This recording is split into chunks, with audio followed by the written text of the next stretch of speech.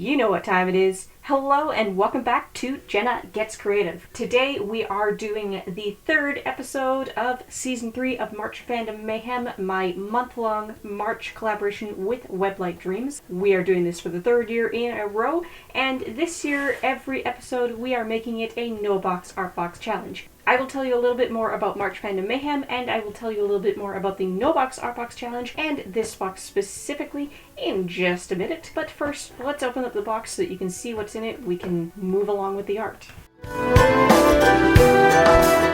And just in case anybody doubts how dedicated I am to this challenge, I had to empty this box out. This is what I keep all of my subscription box stuff in because it's the biggest box. So yeah, that's floating around the art room right now. Today we are recreating the December 2021 UpCrate. So we have a selection of 6 Winsor Newton Pro markers. These are alcohol markers. We have a Sakura Pigma Micron fine liner and brush pen. We have an H-weight lead. This is not the brand that was sent in the box. The box sent Koh-I-Noor door. And we have an acrylic paint pen.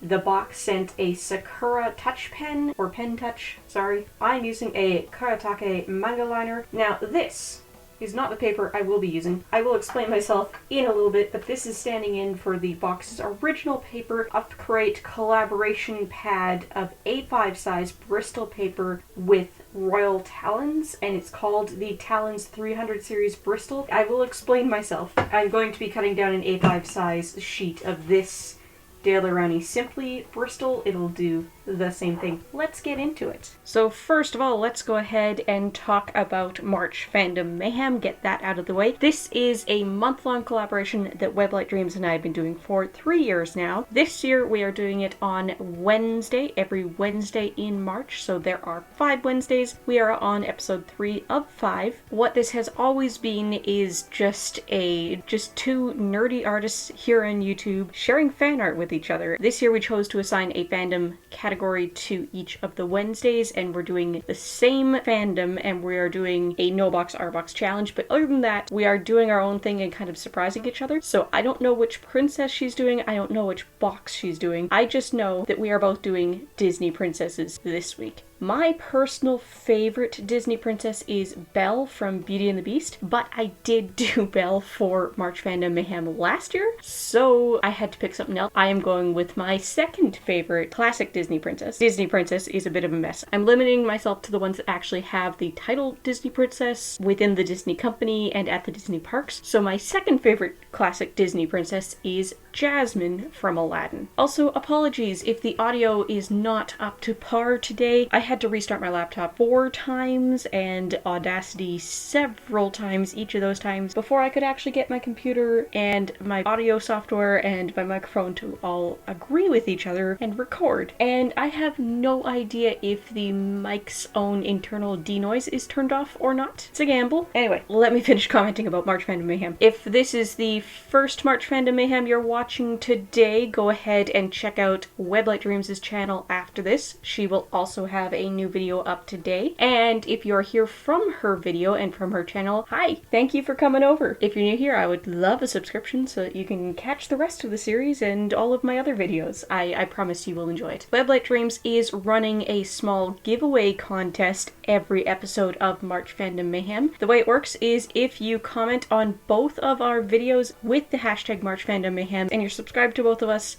you are entered in a draw to win an Amazon gift card that she will announce in next week's Wednesday video. Good luck to everyone. Thank you for commenting and interacting with our videos. And if you would like to see your art featured in our videos before the end of this season, go ahead and hashtag March Fandom Mayhem on Twitter or Instagram. Share your fan art with us. It doesn't have to be the fandoms we're doing. It doesn't have to have been created this week. It does have to have been created more recently than last March Fandom Mayhem, more recently than last March. And you do have to make a new post so that we can actually see it, because we're not going to look at posts older than last March Fandom Mayhem. There have once again been no new fan arts shared with us using the hashtag, so please, we want to feature your art. Moving on to the No Box Art Box Challenge. As per usual with all of my art boxes, be they legitimate or recreated No Box Art Box style, I will be putting all of the prices and the calculations I am talking about in the description box down below. I am going to tell you what was in the actual box I'm recreating. I will tell you what the manufacturer suggested price is, MSRP for North Americans, RRP for UK. I will convert that to the other currency regions. I will try to find these items on major online retailers for those currency regions, and we will compare the list price versus the real world price. We will decide whether or not this would have been a good savings for you depending on where you are subscribing from, how long you're subscribing for, and whether or not you're considering the manufacturer pricing or the actual real world sale pricing. Again, all of that in the description box down below. Normally I am doing Scholarbox, Art Snacks, Sketchbox, companies that are either based in the USA or in the UK. So normally I only do US dollars, Canadian dollars, and pounds sterling. UpCrate comes out of Germany, so I am going to have to include euro pricing. UpCrate also doesn't actually give pricing information for the items in their box, so it takes a lot of research. Normally I would just take the manufacturer price off the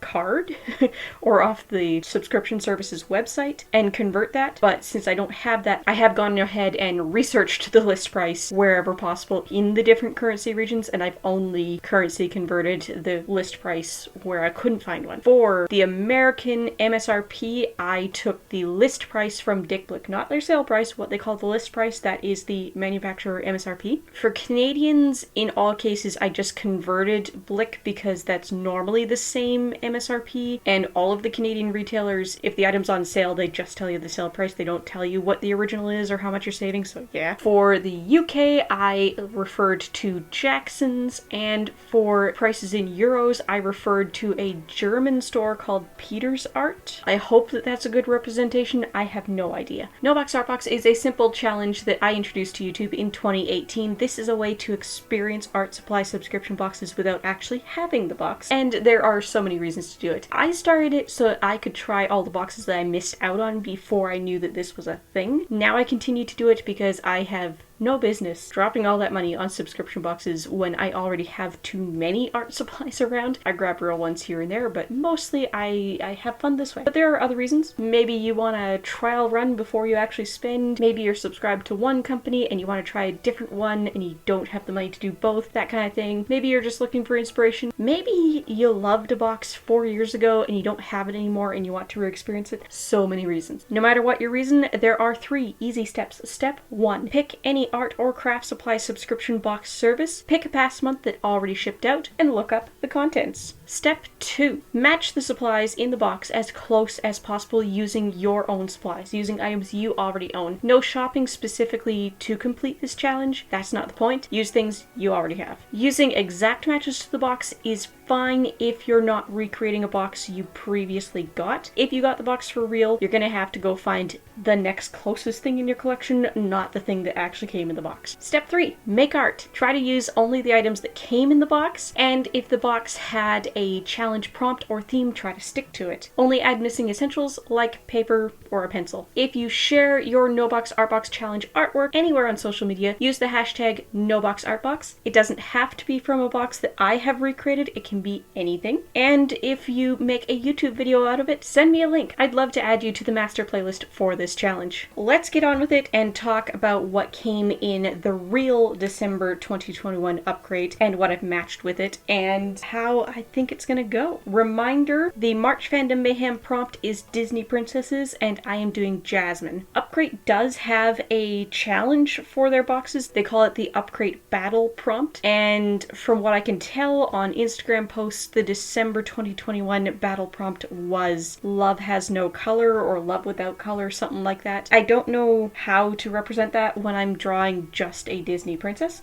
So we're gonna break the no box art box rules a bit and ignore that and go with the March Fandom Mayhem prompt. I hope you'll forgive me. The star of the show in the December 2021 box was 6 Winsor Newton Pro markers. These are alcohol-based markers from a UK-based art supply giant Winsor & Newton. They sent 4 random colors and 2 random grays. I have taken advantage of the fact that they were assorted colors and picked colors that would lend themselves well to Jasmine, given that I have a very limited collection of Winsor Newton markers. I have Winsor Newton markers, so I figured I have to use the actual brand, right? I either will be showing on screen or already showed on screen the markers that I'm using. These are the old Pro marker branding. They look a little bit different now, but that's okay. They are the same thing. So originally these were Letraset markers. When Winsor Newton bought them, the fine nib, the bullet nib option became the Winsor Newton Pro marker. Then they introduced a variant by adding a brush nib instead of the fine nib, and they called it the Winsor Newton brush marker. They also tried having metallic pens that were the same barrel and nibs. They also tried having pigment pens, which were a completely different type of alcohol. I suspect they were like the xylene based chart pack markers, but I'm not sure. I never